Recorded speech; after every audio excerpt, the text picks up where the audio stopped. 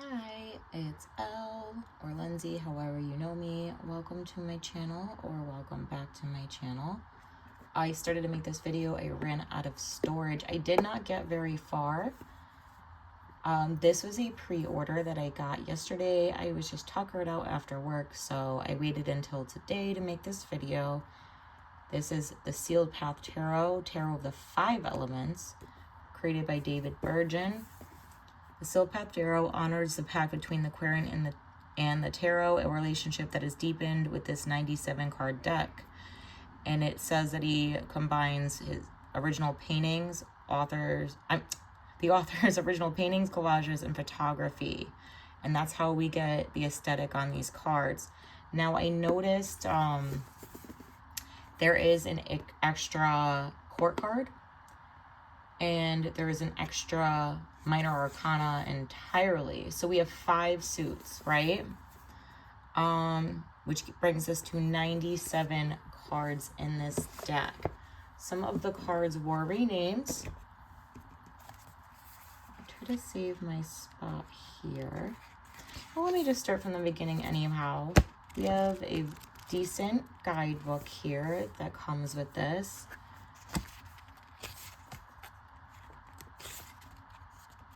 Lots of different sections, you know. We have our introduction.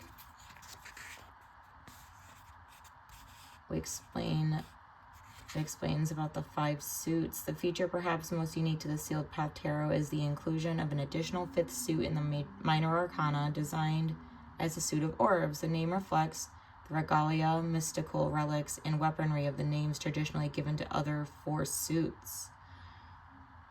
Wands, cups, discs, and swords, which through their Italian term spades became the spades of contemporary secular decks. The regal orb borne by a sovereign represents the world and is therefore the world in miniature. This idea of the link between the microcosm, the orb, and macrocosm, the world itself, is one that is central in the beliefs of Hermeticism, and which also is the reason behind Shakespeare calling the theater the globe. The events his audience watched unfolding on the stage were intended as a mirror of the events that happen in the world itself. The term still survives today in our use of the word globe. For a spherical model of our planet, the model represents a scaled-down version of the real thing. The Sealed Path Tarot places a central emphasis upon the elements, which traditionally are thought of being 4 elements: fire, water, earth, and air. Eastern traditions, however, recognize a 5th element, and in ancient Greece, Plato also mentioned this 5th element known as the ether, or quintessence, or quintessence. I apologize, I don't know how to say that, which in the deck is called spirit. The mysterious 5th element, which may be thought of as the life force itself, is said to permeate through all of space and to be the element that the gods breathed as humans on earth breathed air. To include this 5th element in my deck and allocate it to the suit of orbs became, for me, a logical step. And it talks about the changes with the major arcana. So some of the names, so they put an asterisk next to the ones that were changed. We have the Fool changed to the Portal. The Magician is the Pathfinder. The Chariot is the Carriage. The Hermit is the Transforming Void. The Wheel of Fortune is the Great Wheel. The Hangman is the Hanging Man. Temperance is moderation. The Devil is a scorned one. When we get into metals, minerals, and the Queen's colors, it kind of gives you an overview on what aces represent, 2s, 3s, and so on. Let's see, because they did add a court card. I'm trying to figure out where it gets into that. Pardon my bookmark, it's a fake Beatles top. So that dollar is a funny story within itself, but you know you don't want to know about it. The court cards, from champions to sages. This deck has 5 fort cards per suit, making 25 in total, comprising the sequence of champion, princess, queen, shield bearer, and sage. There is 9 more than a standard tarot deck, and together with the orb suit, somewhat reduces the odds of drawing a card from the major arcana in a reading. However, the authority of this deck's court cards, although still not as great as the 22 major arcana cards, may be considered as being greater and more influential than the court cards of other decks. And then it says, see the following section, not just for tarot readers. Okay, so could reference back. Unlike the 45 minor arcana cards from 2 to 10, which each have a single pair of astrological correspondences, the court cards have 2 sets of correspondences. The first set is a combination of 2 elements, beginning with the champion of wands, fire, and working through the complete sequence of, permutations that reach the sages of orb, spirit, and spirit. The second set is the combination of a metal and a mineral, and it is the esoteric properties of these correspondences that combine to reflect the personality and meaning of each court card. While each court card are portrayed as female characters, just as in some other decks, pages become princesses. So the reverse may apply here. These court cards may be regarded as gender fluid, depending upon the reader or the individual querent might prefer. Having that been said, the primary intention of this deck is that these 25 characters be viewed as they are. The champion, the knight in other decks, is a female warrior of valor, just as the shield bearer is a woman of protective responsibility and the sage is a wise woman. Okay. Just because this deck is different, I wanted to touch on some things. I'm a little... Okay, here's the part it says to reference to how it has multi-uses. I feel like I'm not getting to a page. Am I wrong here? Okay. So I'm a little confused on the court cards still. But you know what? That's okay. I'll reference back to the guidebook when we get there. So let me set this aside.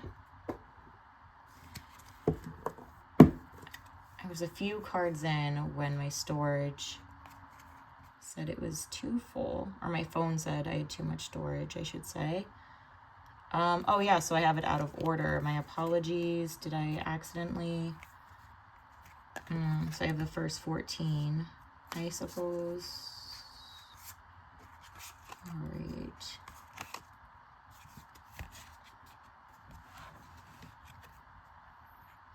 Yeah, okay. So this is our full card. They changed it to the portal. Actually, I should read the book on this because I did it in the first take and it was actually quite a lovely depiction. Or, substitution, I suppose. So the Arcanum, I keep saying Arkham, my apologies, or I'm not sure if I said it more than once yet, but in the first take I certainly did. A card of opportunity, of an opening up to possibilities that before might have been inaccessible to us. The Arcanum is also a card of beginnings, the start of new adventures. Or a new venture, sorry. We pass through the portal. In doing so, we find that old ways are left behind as we venture forth in search of new horizons. It is the card in which we stand before a threshold between our everyday view of things and a greater, more expansive vision that lies beyond.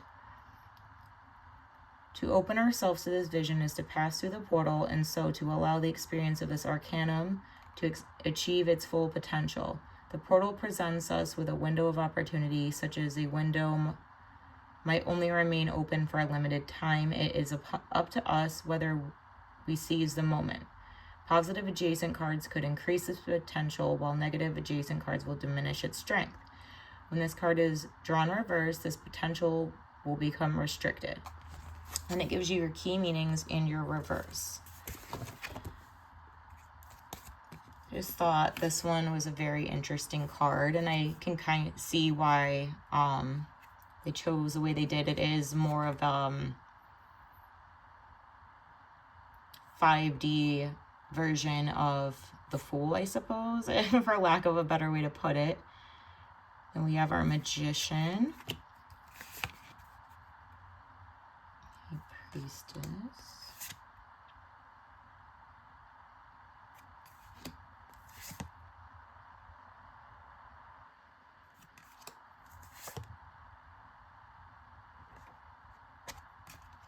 like that, the High Priest. It took me a minute the first time to see the people within this design here.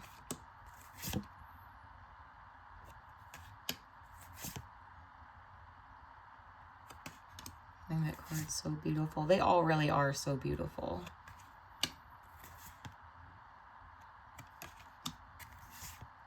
The artwork's extremely unique. I really appreciate that about it. I really like this one. You like feel it, you know? So temperance is moderation. All right, and that's where I left off before my phone cut me off last time. So here we go.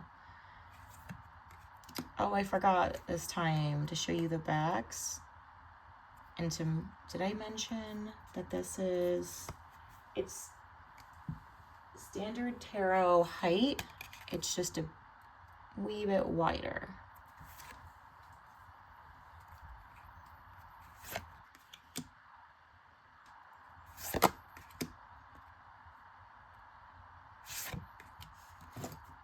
I like the seals and the background of each card too.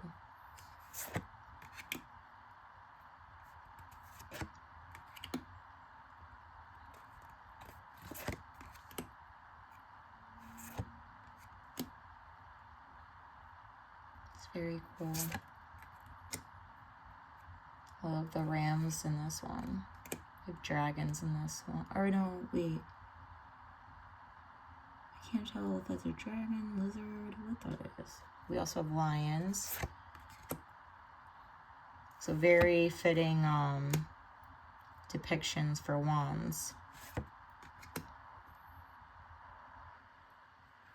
Mercy of the wolf. The phoenix.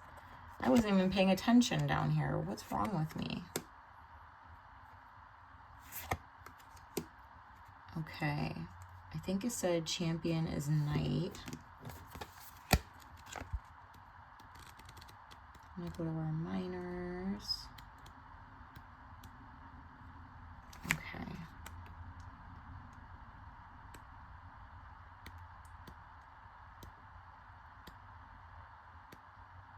Did I go too far? Champion of Wands, Defender of Borders. Trying to see if it tells us. It said princess was our page. I believe champions are knight, princess is our page. I'm wondering what the shield bearer is exactly. So let's get to that one, I suppose. I'm gonna have to do a little more research when I'm not filming. I think I might have skipped something. So just to show you it before I read it, we have our shield bearer. The Queen of Wands passes her capacity for protection onto her shield bearer, and this idea of protection is embodied in the shield bearer of Wands. One aspect of this protection is the preservation of stories and the awareness of stories both familiar and ancient have to tell us about the human condition and the hidden knowledge of deeper matters concealed below the surface. To us falls the responsibility of handing these stories onto the following generation in hopes of reaching an understanding of any concealed meanings which these stories might contain. A story seldom lasts through the ages simply because it is a nice story to tell. For the more powerfully a story seems to speak to us, the more likely it is to contain something more. The Shield-Bearer of Wands is a particularly powerful force for protection generally, and when she appears in a reading, her powers might well help to reduce any influences of negative adjacent cards. She is a vital and optimistic spirit and aware of protecting power of specific forces to encourage our feelings of self-worth. When drawn reversed, this optimism might fade away and we are left in a world in which magic is in a retreat. Stories are just stories, and we might be left pessimistically wondering what difference one person may make. So it's looking like the shield bearer is a protector. And I believe our sage is similar to they said it's all female entities. So the sage would be like the master, like what the king would typically be in a deck.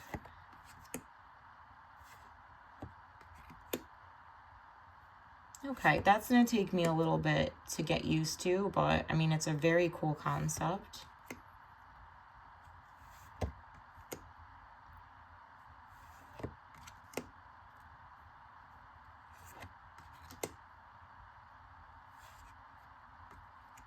I love how they have the symbolism around the cards here. This is very esoteric. It's very, that's not even the word I'm looking for though. It's very I don't know, ethereal, I think is what I meant to say.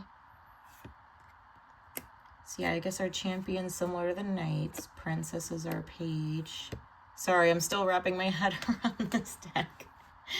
It's very cool though. It's just gonna take me a minute. So yeah. So this is like, it feels very much like the queen's right hand, quote unquote, man.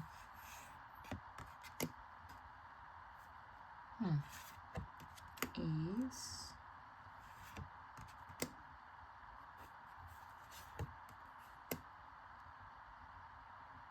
Our Four of Pentacles being seasons. Yeah, you know,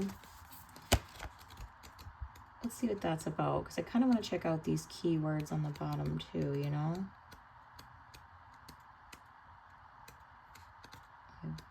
Where's our disc? Oh, I went too far, I think.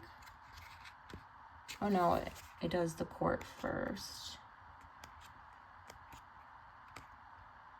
Oh. It has the court separate from the other minors.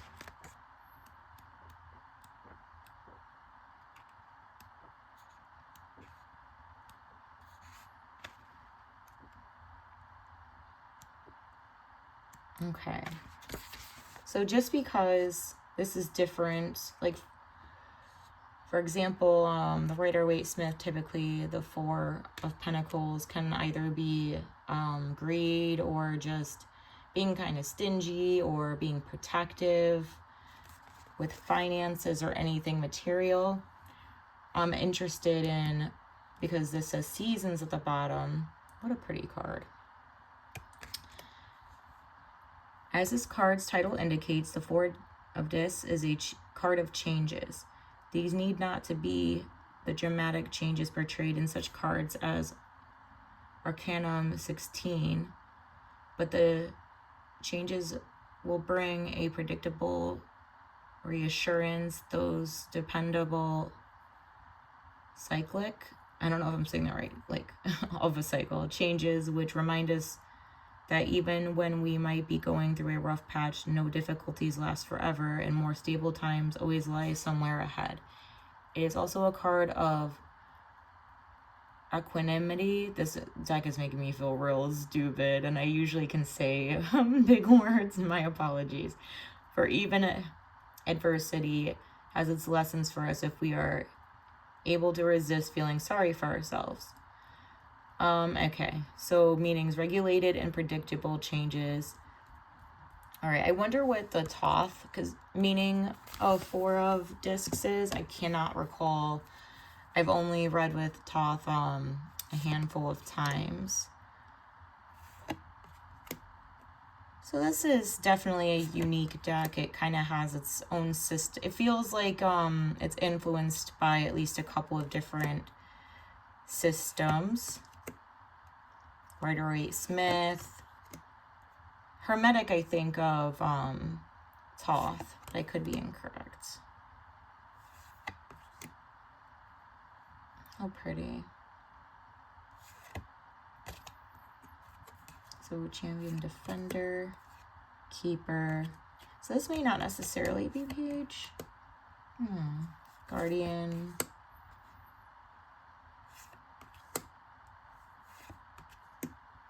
Don't mind it though. Very lovely.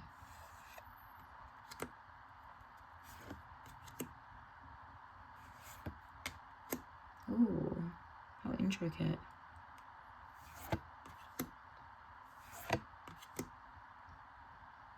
How interesting is that one, huh?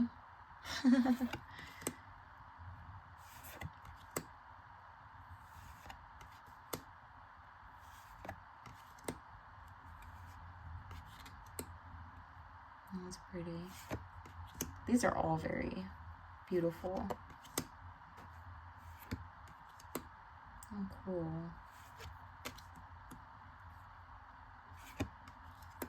Oh, wow. So now we have our orbs. Let's see how one reads. Let me remember where that was exactly.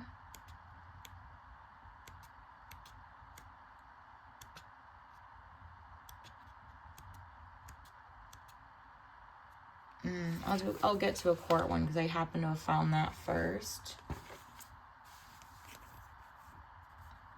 So I'll read one when we get there.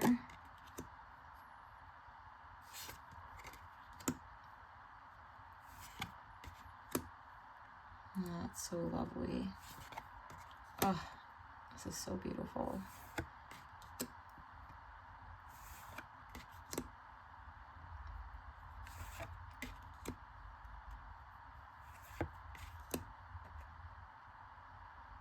Memory of the Stars, I like that. All right, Champion of Orbs.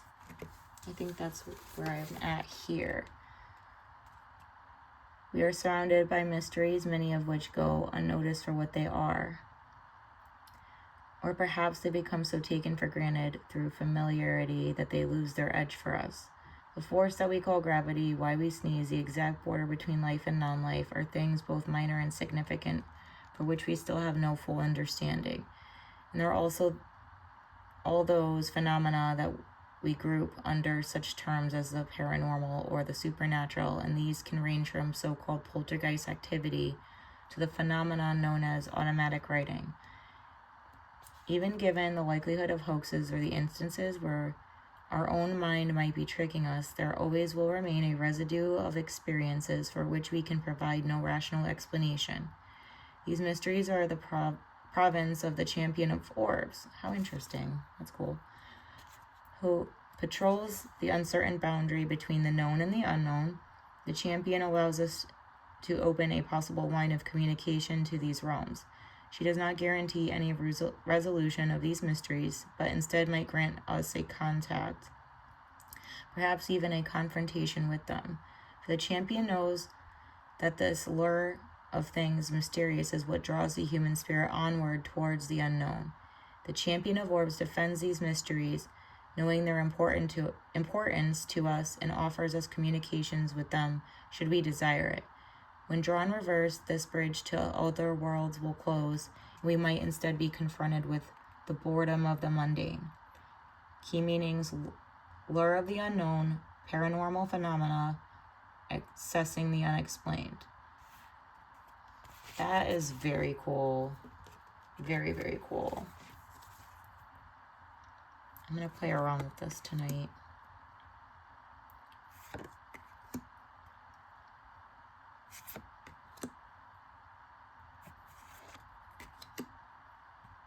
All right, I'm still kind of taking this all in, but it's very lovely. I hope it's